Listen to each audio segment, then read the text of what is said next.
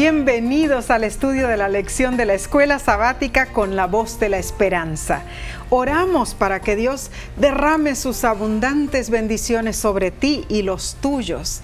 Y te agradecemos por acompañarnos, sea que te hayas conectado a través de la televisión o por las redes sociales o por audio. Repasaremos la lección número 12 para el 18 de diciembre de 2021.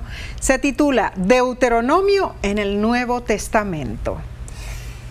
Para dar inicio, ¿qué les parece si pedimos la presencia de nuestro Señor en este momento? Necesitamos el poder de Dios para indagar ciertos puntos que son tremendos, importantísimos. Estoy emocionado con esta lección. Oremos. Padre que moras en los cielos, gracias Señor por esta oportunidad, volvernos a ver con todos nuestros amigos y que oramos mutuamente unos por otros.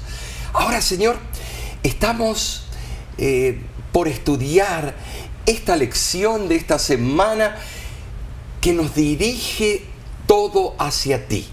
Y queremos honrar tu santo nombre y que todo lo que digamos sea para honra y gloria tuya. Y esto lo hacemos en el nombre de Cristo Jesús. Amén. Amén. El texto de esta semana se encuentra en el Nuevo Testamento, en Mateo capítulo 4, versículo 4. Y es tremendo el versículo porque nos habla directamente al corazón y al tema de esta semana. Él respondió y dijo: escrito está, no solo de pan vivirá el hombre, sino de toda palabra que sale de la boca de Dios. La fe de Cristo en Dios el Padre y su conocimiento de la voluntad divina se fundaban en las Sagradas Escrituras. Así es. El deseado de todas las gentes lo explica de esta manera. Desde su niñez, Cristo había estudiado con diligencia las Escrituras y las conocía íntimamente. En eso radicaba el secreto de su fuerza para hacer frente a la tentación. Es la fe la que trae la victoria sobre el mundo, así dice Primera de Juan 5:4. Y la fe se desarrolla mediante el estudio de las Escrituras. Así dice Romanos 10:17. Ahora, Omar, en las tres tentaciones, todas las citas que Cristo empleó fueron del libro de Deuteronomio. Así es. Y eran verdades que el mismo Cristo había revelado a Moisés 15 siglos antes. Pero algo digno de notar en sí, es intrigante que Jesús eligió responder a las tentaciones de Satanás citando al libro de Deuteronomio. Así es. Porque Cristo se conocía las Escrituras del Antiguo Testamento al dedillo. Muy el Nuevo cierto. No estaba escrito, estaba claro, por escribirse. Claro. Él mencionó en Deuteronomio 8:3, Deuteronomio 6:16 y 6:13, en respuesta a las tres tentaciones. Claro. Ahora, claramente Jesús veía Deuteronomio de manera bastante diferente como lo vemos nosotros hoy día. Es interesante que David Broderick, el teólogo y autor escocés, afirmó en su libro Una vida centrada en Cristo lo siguiente: es difícil exagerar la influencia que ha tenido Deuteronomio en el Nuevo Testamento. Aquellos que busquen desechar el Antiguo Testamento perderán una riqueza de herencia y vínculos con el pasado que hacen del libro de Deuteronomio un estudio tan fascinante para la actualidad. Y Omar, bueno, en el Nuevo Testamento, en realidad el libro de Deuteronomio se cita un total de 90 veces, ¿no es cierto? Así es. Sí. Dando la idea de que los primeros cristianos consideraban muy importantes esos escritos. Y el autor de la lección menciona esto, específicamente Mateo, Marcos, Lucas, Hechos, Juan, Romanos, Gálatas, Primera y Segunda de Corintios, Hebreos, las epístolas pastorales y el Apocalipsis se remiten a Deuteronomio. Esto es extraordinario, en verdad. Extraordinario, porque esto muestra la relevancia. Aquellos que atacan el Antiguo Testamento no saben de que en el tiempo de Jesús, ¿cuál era la única referencia? El Antiguo Testamento. Claro que sí. En los libros que tenemos del Nuevo Testamento fueron escritos después. Cierto. El estudio de esta semana nos hará entender puntos muy valiosos para nuestra vida espiritual. Por ejemplo, vamos a ver por qué es importante saber cómo el libro de Deuteronomio fue usado por Jesús y los escritores del Nuevo Testamento. ¿Qué es más importante? ¿El hecho de que Jesús citó de Deuteronomio para reprochar a Satanás o el mensaje incluido en las citas que él usó? Y detengámonos a pensar un momento en esto. La Biblia en su contenido total es una reprensión al enemigo. Tú y yo no somos enemigos de Dios, pero nosotros tomamos parte con el enemigo. Entonces ahí vienen las consecuencias. Ese es el diablo. No solo en la tentación, sino que también en la gran controversia entre el bien y el mal, vemos nosotros las consecuencias de nuestras acciones. Y bien lo afirma el salmista.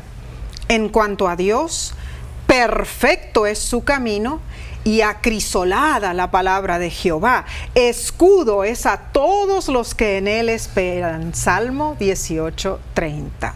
Omar, esta semana consideraremos algunos casos muy interesantes y veremos qué verdad presente podemos extraer de ellos, ¿no es cierto? Así que pasemos entonces, Omar, al estudio del domingo 12 de diciembre. Se titula Escrito está.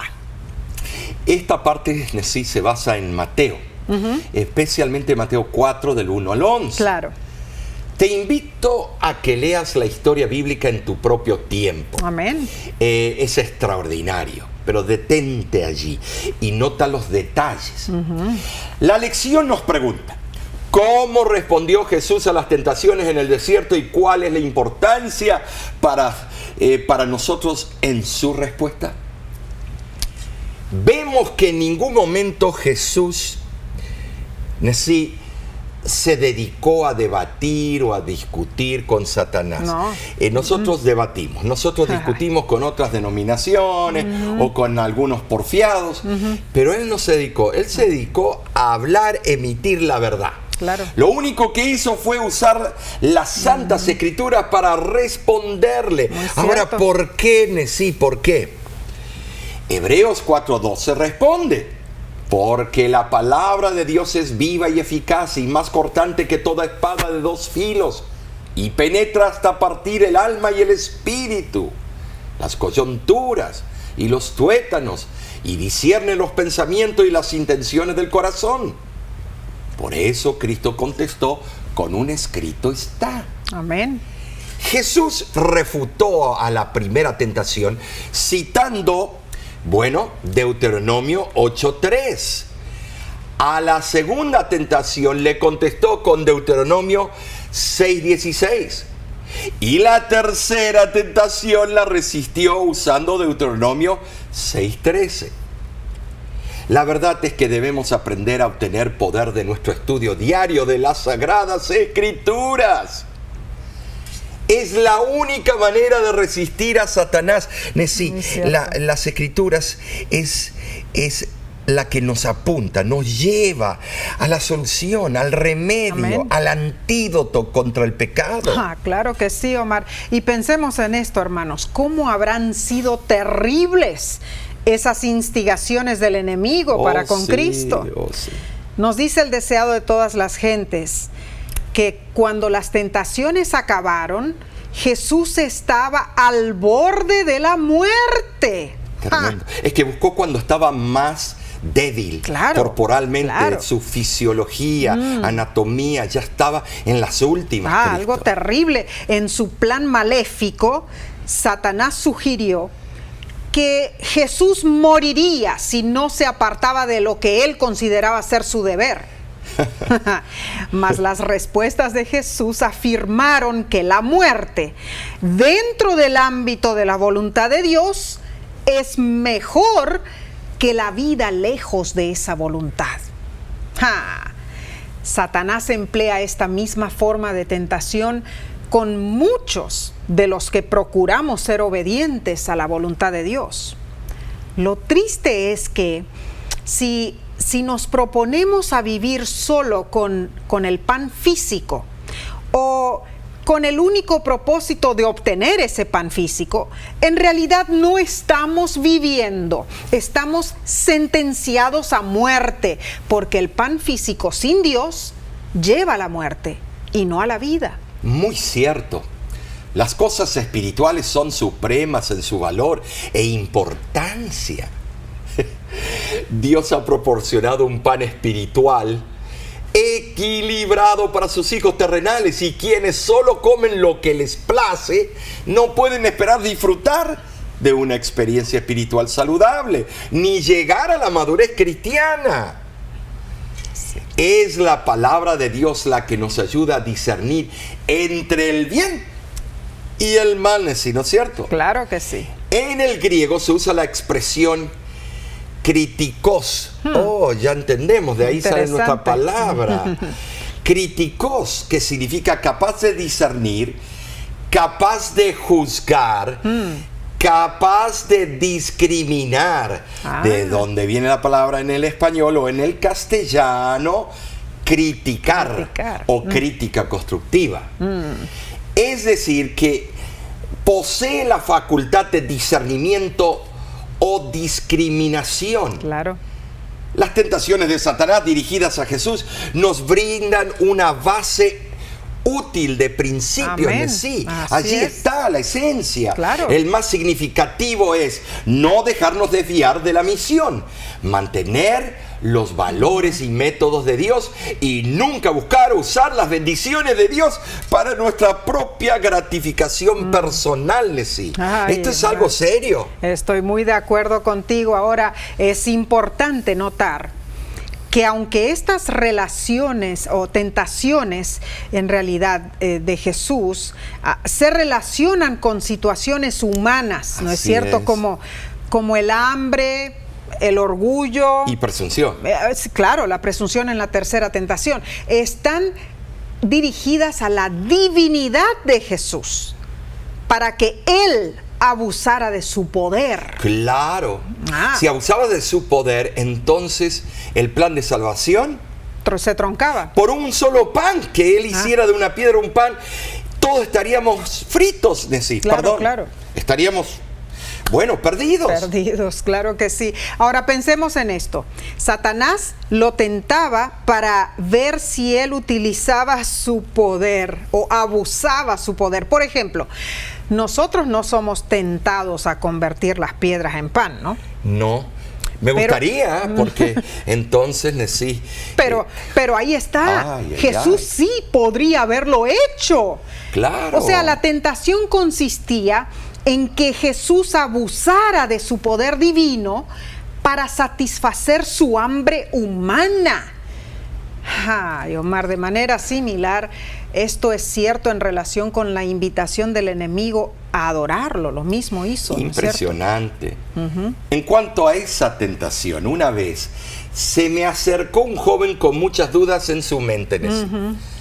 Era un caudal de dudas. Pobrecito. Me dijo que la tentación que se hizo a Jesús sonaba absurda, porque una vez que adoras, prescindes de tu poder y autoridad. Satanás le ofreció a Jesús que usara un desvío para cumplir con su misión de salvar el mundo. Y a todos nosotros nos dice, mira, vete por la tangente, desvíate, haz un detour. Y este joven me preguntó, ¿qué mal hubiera habido, pastor, en acceder a esas sugerencias si al fin Jesús lograba su objetivo de salvar al mundo? Quedé, boquiabierto, y antes que pudiera hablar me siguió diciendo lo siguiente. Tremendo. Pastor, Morir de hambre habría anulado su misión de todas maneras. Era más lógico satisfacer sus necesidades humanas y haber reconocido a Satanás como gobernante. No era un gran problema. ¿Acaso no lo identificó Jesús como príncipe de este mundo? Oh, no. Y por último, pastor, la tentación de utilizar la ayuda divina para evitar su autodestrucción habría demostrado el poder de Dios. Esa es mi forma de relacionar esta historia bíblica, pastor. De verdad, sí me entristecieron sus palabras y le dije al joven: ten cuidado, ese es un peligroso modo de pensar, porque Jesús cumplió completamente la voluntad del Padre Celestial. Amén. Y solo porque Él lo hizo así es que nosotros somos salvos. Gloria a Dios. Hay poder en la sangre de Cristo. Claro que sí. En el libro de Juan, capítulo 6, versículo 38, es muy interesante cómo lo explica. Y aquí lo vemos. Leemos las palabras de Jesús cuando Él dijo lo siguiente: porque he descendido del cielo, no para hacer mi voluntad, sino la voluntad del que me envió. ¿Quién lo envió? Su Padre. Y en realidad, si pensamos bien, Él tenía que hacer al pie de la letra lo que Dios pedía de Él. Alabado sea Dios, que nuestro Señor y Salvador Jesús reconoció todas las estratagemas de Satanás y se negó a abusar de su poder. Omar, como lo mencionaste al principio, qué bueno. Jesús no entró en discusión con el enemigo. No. Sino que le respondió ¿con qué? Con la Santa Escritura. Claro, no se bajó de su nivel. Así es. Y cuando al final Satanás también citó las Escrituras, porque sí lo hizo. Porque no es ningún tonto. No, pero más bien las citó mal. Sí, ¿no dice el libro de Santiago que los demonios tiemblan y creen? Y creen. Estudian la palabra, se la saben al dedillo. Pero a lo que dijo Satanás, Jesús se negó a poner a Dios a prueba de esa manera provocativa y presuntuosa. Y la lección nos pregunta: ¿cómo podemos aprender a obtener más poder en la vida diaria de nuestro estudio de la palabra de Dios para reflejar más plenamente el carácter de Jesús y, al igual que Él, resistir las tentaciones de Satanás? Ay, mis hermanos, en verdad solo podremos lograr esa meta si estudiamos diariamente la Biblia. Mientras piensas en cómo incluirás el estudio en tu devoción diaria con el Señor, vamos a tomar un corto receso, pero volvemos enseguida con el próximo estudio.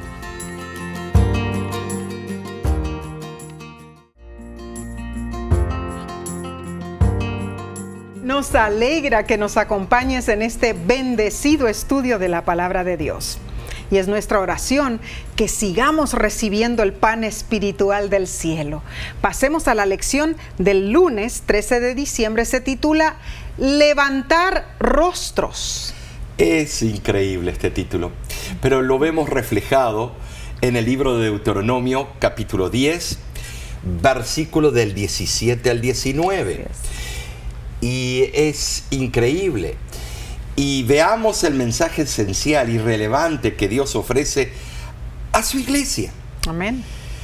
Porque Jehová vuestro Dios es Dios de dioses y Señor de señores, Dios grande, poderoso y temible, que no hace acepción de personas, ni toma cohecho, que hace justicia al huérfano y a la viuda, que ama también al extranjero, dándole pan y vestido. Amaréis pues al extranjero, porque extranjeros fuisteis en la tierra de Egipto. Aquí vemos que Dios no ofrece parcialidad. En antaño había una costumbre con los reyes, porque los reyes eran los que dictaminaban los juicios. Ellos miraban el semblante, el rostro del acusado y decidían si era culpable o no. Pero Dios no trabaja de esa manera. Alabado sea Él Dios. investiga las profundidades del corazón y el potencial del individuo. Amén. La expresión Dios de dioses, aquí se refiere al final del tiempo de gracia, cuando Cristo se quite sus vestimentas sacerdotales y se ponga sus vestimentas reales. ¡Qué maravilla! Tremendo. Ahí eso. Queremos nosotros ser copartícipes de esos tiempos. Claro que sí. Asumirá el título de Rey de Reyes y Señor de Señores. Alabados. ¡Qué hermoso título! No vamos a tener que tener elecciones, ya no más elecciones que van para un lado, el otro, y un partido político y el otro se culpan por estafa. Ya no más. Allí será nuestro Rey por siempre. Alabado sea Dios. Y la declaración no hace acepción de personas. Afirma literalmente que Dios no levanta rostros y no recibe soborno. Oye, bueno, se nota que este versículo no ha sido leído en las fronteras mundiales. Tremendo, Omar. Jehová, Dios soberano, siempre mantiene un trato equitativo. ¿Qué queremos decir? Que los sacrificios, los presentes, las obras, no influyen sobre él para que pase por alto la maldad premeditada. Y tampoco ignora la necesidad del maltratado. Y en Éxodo capítulo 22, del 21 al 22, Dios ordena a su pueblo que actúe con total imparcialidad hacia el extranjero y el desvalido también.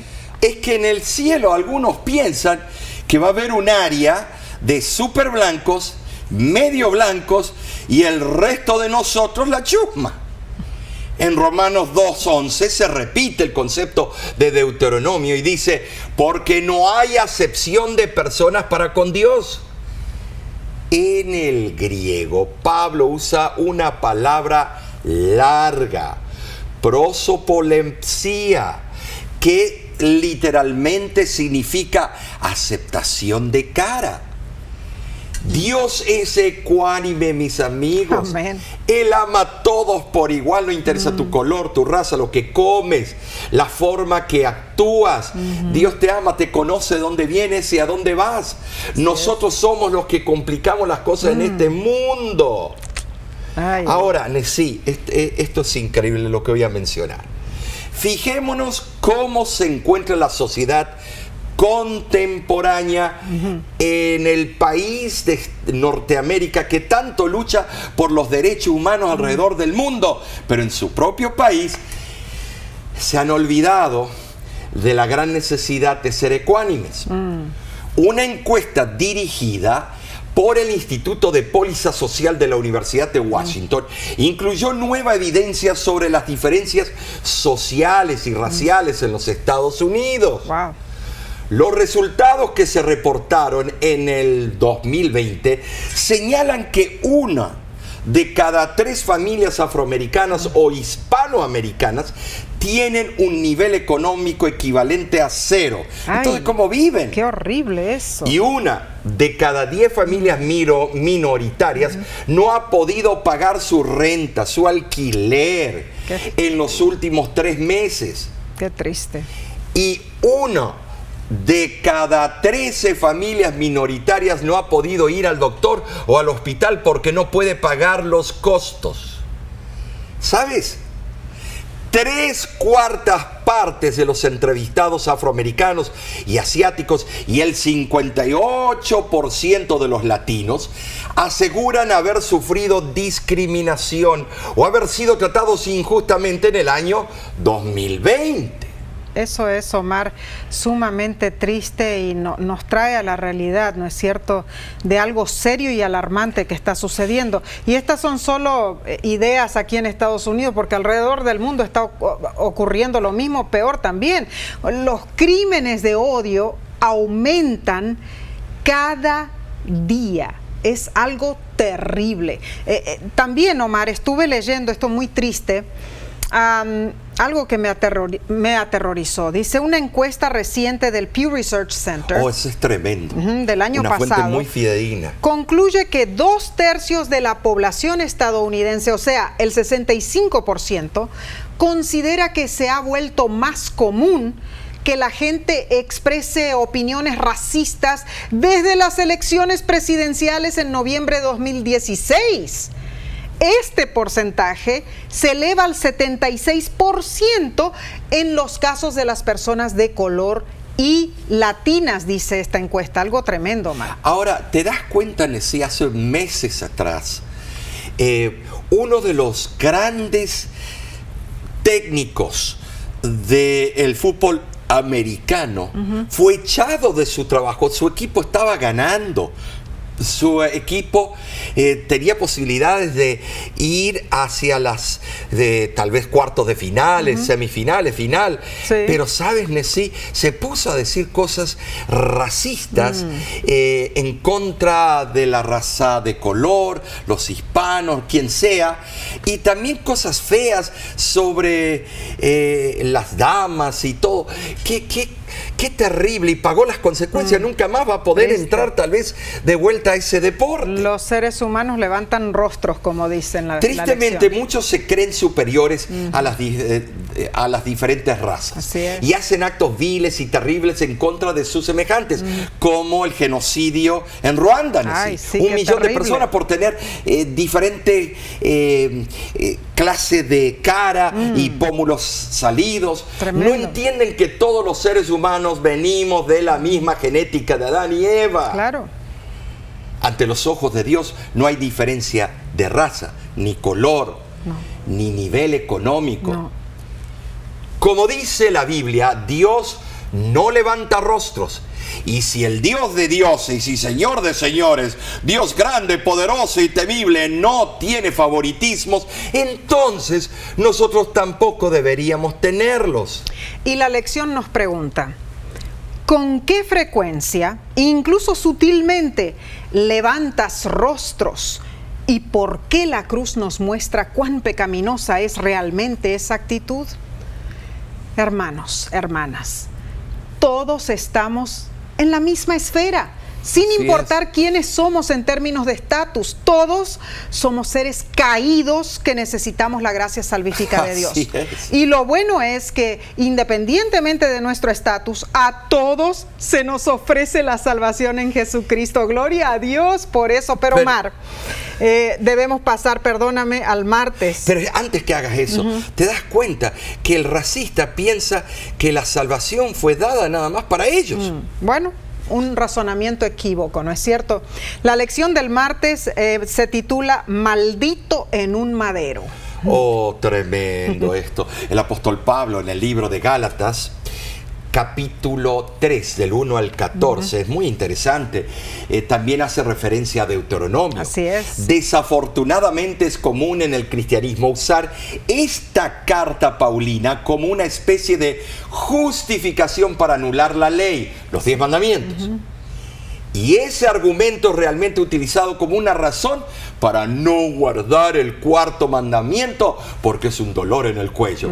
Como si la observancia de ese único mandamiento, a diferencia de los otros 9, fuera una expresión de legalismo. Qué triste. Pero Pablo no estaba hablando en contra de la ley y nada en estos versículos podría justificar la transgresión del mandamiento del sábado. Gálatas 3:10 nos da la clave, dice, todos los que dependen de las obras de la ley están bajo la maldición. Y luego cita Deuteronomio 27:26.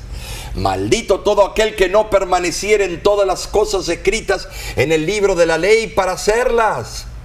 El problema es que la obediencia a la ley no es tanto el problema, sino depender de la ley como un factor salvífico. Claro. Una posición imposible para seres caídos como nosotros. Es cierto, Mari. Muchos piensan que el apóstol Pablo complicaba sus escritos. Del análisis de sus epístolas auténticas, ¿no es cierto? Así es. Vemos que Pablo de Tarso reunía en su personalidad lo siguiente: sus raíces judías. Así es. La influencia que sobre él tuvo la cultura helénica y su reconocida interacción con el Imperio Romano, cuya ciudadanía él ejerció. Pablo estudió a los pies de Gamaliel y sus escritos contienen en realidad una riqueza cultural y espiritual inigualable. El punto de Pablo en Gálatas 3:10 es que no somos salvos por las obras de la ley, sino por la muerte de Cristo en nuestro lugar. Y eso es acreditado a nosotros por la fe. Amén, gloria a Dios. Su énfasis está en lo que Cristo ha hecho por nosotros en la cruz del Calvario. Y Pablo, para ayudarnos a recalcar este punto, se refiere a Deuteronomio 21:23. Y como Jesús, Pablo dice, escrito está, comprobando la autoridad del Antiguo Testamento. Él cita el texto que alude a una persona que cometió un delito capital y fue ejecutado y colgado de un madero. Pablo usa ese texto de Deuteronomio como símbolo de la muerte de Cristo, quien tomó el lugar del culpable. Como sustituto lo hizo. En Gálatas 3:13 claramente dice que Cristo fue hecho por nosotros maldición. ¡Ay, palabra horrible! La sierva del Señor añade, ninguno sino Cristo podía salvar al hombre de la maldición de la ley y colocarlo otra vez en armonía con el cielo. Cristo cargaría con la culpa y la vergüenza del pecado. Nuestra mente solo puede captar a nivel humano el sacrificio de uno por otro. Cuenta la historia que cerca de Mobile, Alabama, Estados Unidos, había un puente ferrocarril que atravesaba una bahía grande. Y en septiembre 22 de 1993, una madrugada nublada a las 3 de la mañana, un remolcador que jalaba una lancha pasó por debajo del puente y lo golpeó. Ay, Omar, cuenta allí el periódico que momentos después, un tren de pasajeros de la compañía Amtrak, que viajaba desde Los Ángeles hasta Miami en esa circunstancia, no sabiendo del gran daño, entró el tren en el puente destruido a 140 kilómetros por hora, Omar. Y claro, se desplomó. Llevaba 210 pasajeros a bordo. Los 4 primeros vagones cayeron a las aguas infestadas de cocodrilos. Algo terrible, Omar, en realidad. Ay, la oscuridad de la niebla se hizo más espesa por el humo y el fuego. Así fue. El operador del remolcador inmediatamente mandó mensaje al guardacostas, pero el local estaba tan adentro del pantano que los vehículos de emergencia no podían llegar. No podían. Helicópteros fueron llamados para rescatar a los sobrevivientes. Muchos lograron salvarse, Cierto. pero 47 personas se ahogaron o murieron en las llamas. Hubo muchos héroes en esa madrugada. Uno fue Michael Dougherty. Era un joven que acababa de terminar su carrera. Iba rumbo a Florida para visitar a su hermana. Él despertó bruscamente al escuchar los gritos alrededor de él. Corrió hacia una salida de emergencia y mientras el nivel del agua crecía, quitó los vidrios y se metió a las aguas pantanosas que tenían 8 metros de profundidad. Intentando mantenerse a flote en el pantano, Michael animó a la gente a salir del tren. Las 30 personas que ayudó a salvar incluyeron un niño de 2 años, una anciana y una niña de 11 años con parálisis cerebral llamada Andrea, quien viajaba con sus padres, Jerai y Mary Jane Chansey. De repente, el vagón se movió y se llenó de agua. Los padres parece que desaparecieron. Pero después desesperadamente empujaron a la pequeña Andrea por una ventana hacia las manos de Michael. Ese fue su último acto de amor por su hija. En vez de salirse, escogieron dar sus vidas para salvar a Andrea. Michael ayudó a la niña, pero nunca olvidó el sacrificio de esos padres. No. Es una historia impactante, sí lo es, Omar, sí lo es. Pero no se asemeja al sacrificio de Cristo. Ese sacrificio que hizo por nosotros es algo emotivo. Que de verdad, el alma que es sensitiva vierte las lágrimas con ese sacrificio. Claro que sí. Gracias a Dios por su gran amor, por enviar a su único hijo para salvarnos. Porque si fuera por nosotros mismos estaríamos perdidos, ¿no es cierto? La lección nos invita a reflexionar en esto. ¿Qué enfrentarías tú si tuvieses que recibir el justo pago por algún agravio que hayas cometido? Piensa en esto. Cristo cargó con el castigo por tus errores sobre sí, para que tú no tengas que hacerlo. Entonces, ¿cuál debería ser tu respuesta a su sacrificio? ¡Qué hermoso regalo nos ha dado Cristo! Así es. Ay, Omar, el estudio de esta semana en realidad enternece nuestro corazón. Y oramos para que en este momento tú agradezcas y recibas a Jesús en tu corazón. Tomaremos un breve descanso, pero enseguida continuaremos con el día miércoles.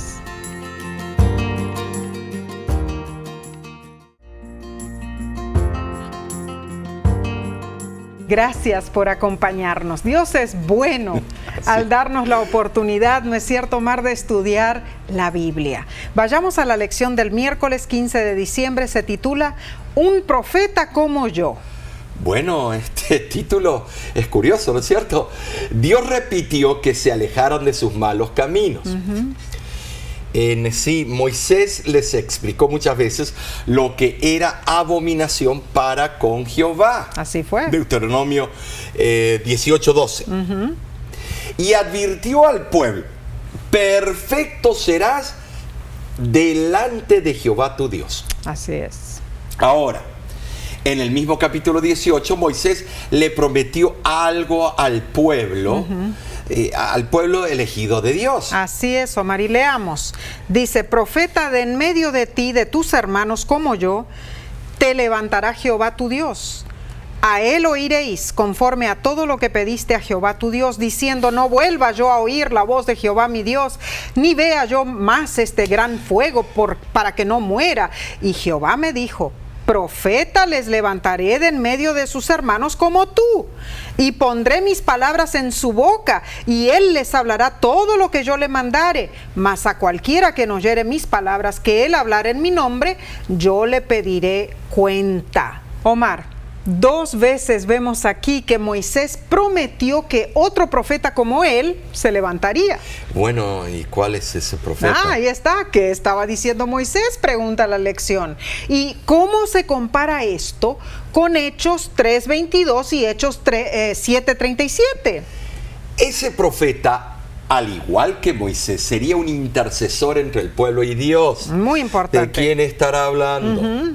En Hechos capítulo 3, versículo 22, Pedro cita Deuteronomio y dice: porque Moisés dijo a los padres: el Señor vuestro Dios os levantará profeta de entre vuestros hermanos como a mí. Para Pedro, en Jesús se cumplió lo que había dicho Moisés. Muy cierto. Y Hechos 7:37 lo reitera en las palabras declaradas por Esteban, quien aseguró que esa promesa de Moisés se refería a nadie más que a nuestro Señor Jesús. Amén. Romanos 15, versículo 4, denotemos algo muy importante. Dice: porque las cosas que se escribieron antes, para nuestra enseñanza se escribieron, a fin de que tengamos esperanza. Omar, las declaraciones proféticas, los incidentes históricos, los símbolos que vemos en Deuteronomio y en todo el Antiguo Testamento señalaban claramente al Mesías. Y amén por eso, porque toda la Biblia tiene que ver con ese gran evento, Amén. la venida del Mesías. En verdad, las predicciones de los profetas del Antiguo Testamento pueden dividirse en sí en 4 categorías. Ajá. Número 1, predicciones que surgieron de la situación histórica inmediata y que se relacionaban con lo que estaba a punto de ocurrir. Tales fueron las profecías de Jeremías sobre los yugos de hierro y de madera, capítulo 28.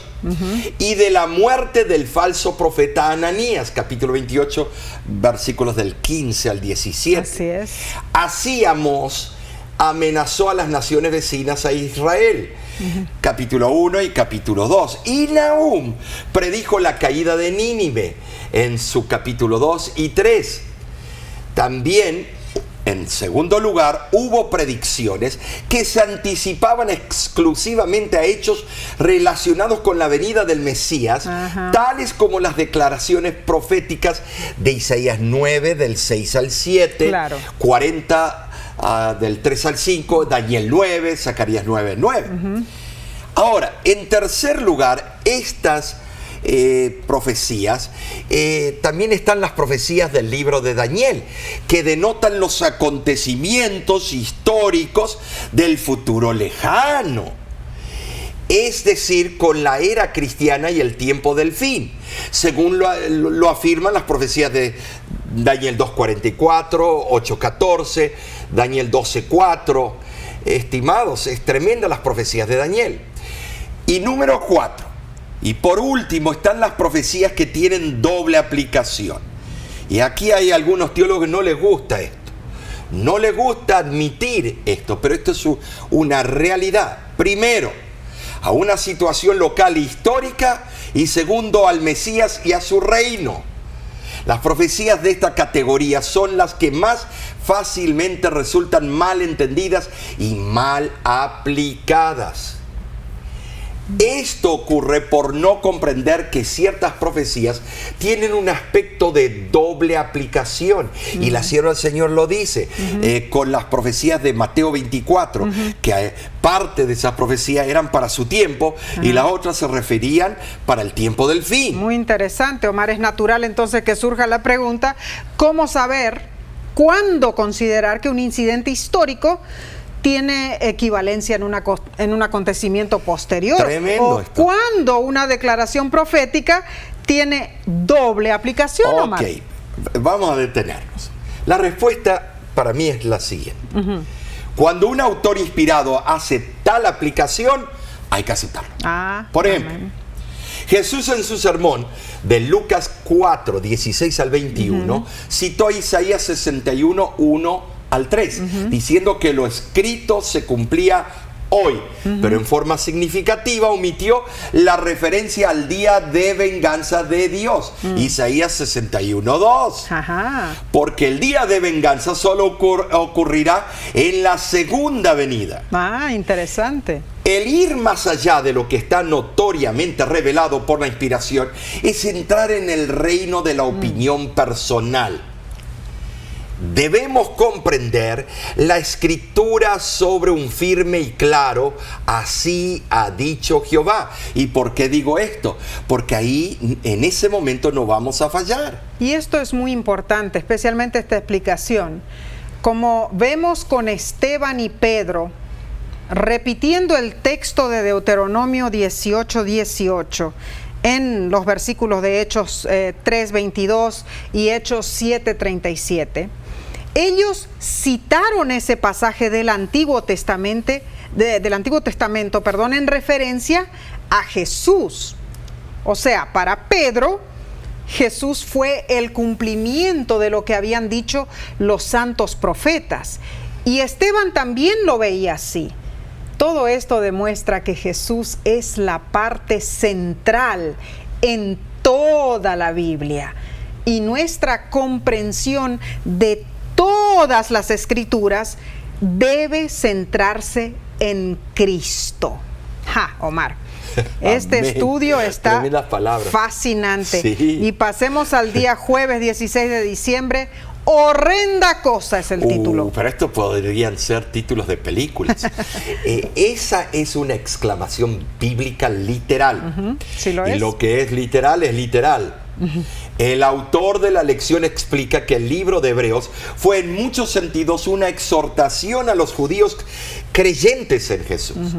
El consejo es: permanezcan fieles a Dios. Amén.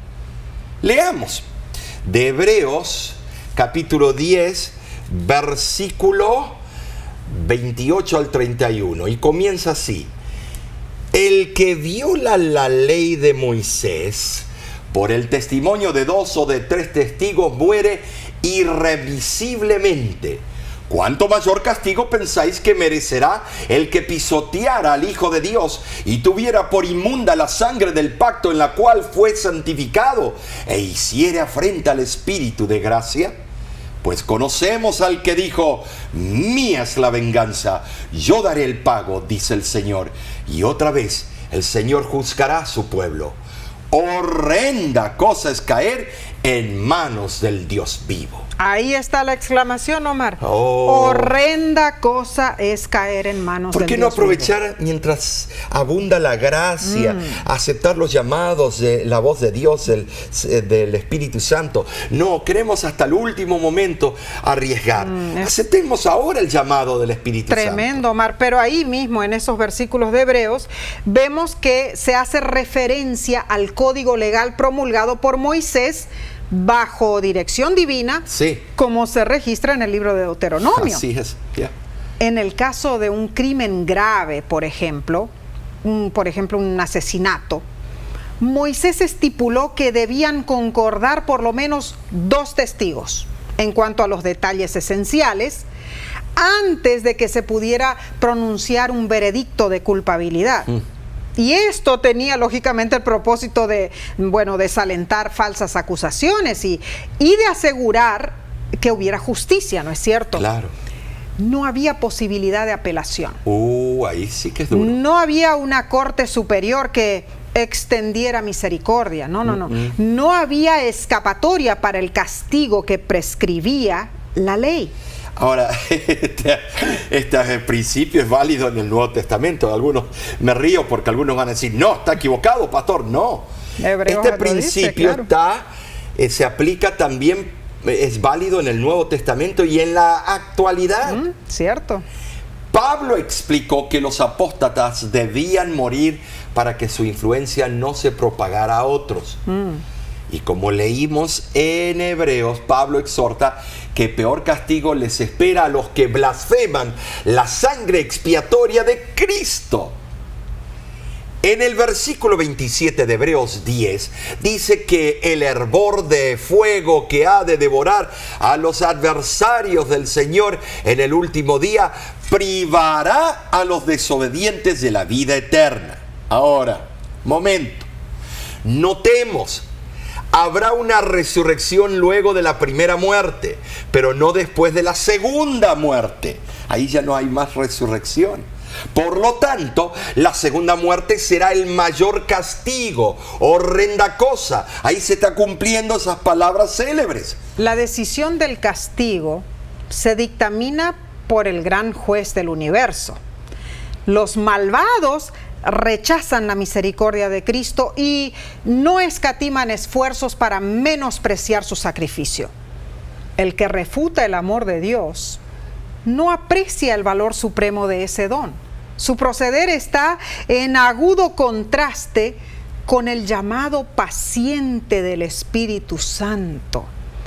El rechazo persistente a las insinuaciones del Espíritu Santo refleja un desprecio por ellas.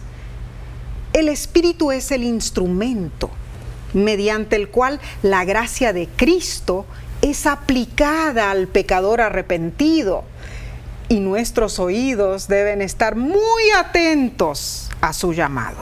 Cuenta la historia que cuando el telégrafo era el método más rápido de comunicación, un joven solicitó trabajo como operador del código Morse. Entró a una oficina grande y ocupada, llena de ruido. El joven llenó la forma requerida y se sentó con otros 7 que también estaban esperando su turno. De repente, el joven se paró y entró al salón interno. Sí. Los otros solicitantes murmuraron entre sí, pues no habían llamado a nadie todavía.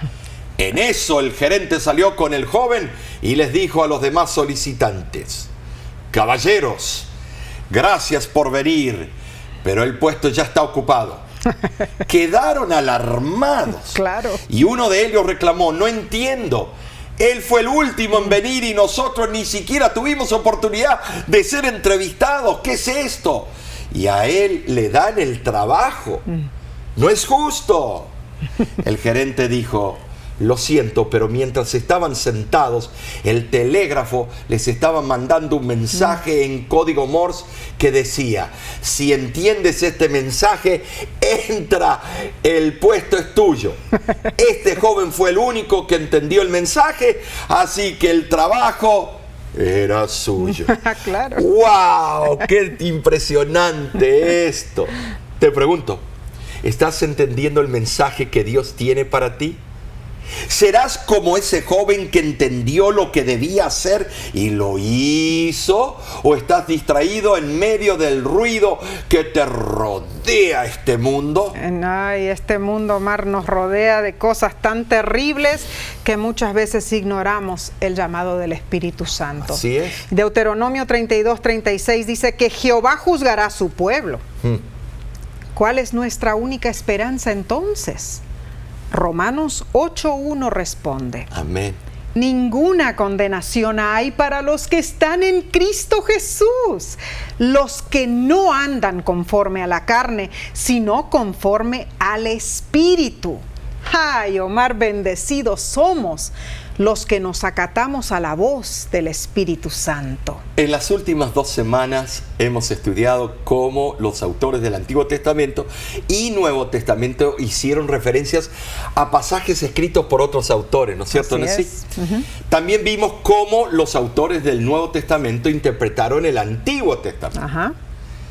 Y el autor de la lección resalta que, a diferencia de muchos eruditos bíblicos de la actualidad, los escritores del Nuevo Testamento nunca plantearon ninguna duda sobre la autenticidad ni la autoridad de los libros del Antiguo Testamento. Es cierto, no lo hicieron. O sea que la erudición que cuestiona estas cosas es simplemente el escepticismo humano y no debería tener cabida en el corazón ni en la mente de un adventista del séptimo día, Nessie. No, claro que no, claro que no. Hemos aprendido muchísimo, Marco. Sí. Y en realidad, si nos ponemos a pensar en lo maravilloso que es Dios, al darnos oportunidades preciosas para captar los mensajes que Él tiene para nosotros en ambos, el Antiguo Testamento y el Nuevo Testamento, si estamos al ton y son de lo que Dios quiere de nosotros, Omar, recién allí vamos a poder entender lo que Él quiere que nosotros hagamos mientras estemos en este mundo. Y mientras interpretas o lees el Antiguo y Nuevo Testamento, no te apartes de las reglas de la hermenéutica. Claro que no. Tienes que seguir, no puedes apartarte, porque al hacerlo saldrán ideas que no pertenecen o no vienen o provienen del cielo, sino del orgullo humano. Lo que es literal siempre será literal y lo que es simbólico debe ser comprobado por lo literal. Así es. Que Dios nos ayude a hacer las cosas bien, a leer la Biblia con optimismo y a no buscar la quinta pata al gato, como dice el dicho. El gato tiene 4 patas. Así que, bueno, sigamos. Si pensamos en realidad, entonces nuestra meta debe ser no... Que Dios no diga de nosotros: horrenda cosa es lo que estás haciendo o diciendo, sino que más bien Dios diga de nosotros: tú eres un siervo fiel, ¿no es cierto? Claro, porque se usan las escrituras para justificar comportamientos como el divorcio que no es adecuado, muchas cosas, Omar. El adulterio y otras cosas. Se usa malas interpretaciones para decirle a cada comportamiento: estás bien lo que estás haciendo. Dios te acepta con todo ese bagaje. Tengamos mucho cuidado, hermanos. Así no trabaja Dios. Pero bueno, esta semana estuvo interesante. Increíble. Pero la lección de la semana que viene será la última de este trimestre. y el autor realmente le dio un broche de oro. Se titula La resurrección de Moisés. Yo estoy emocionado, Nesí. Emocionado, no te lo pierdas. Estudiar ese tópico es fabuloso. Es como la decoración al pastel. Así es. Y te invitamos, comparte estos repasos con tus amigos, con tus seres queridos, con tu familia. De nuestra parte te decimos entonces, hasta la próxima semana. Que Dios te bendiga.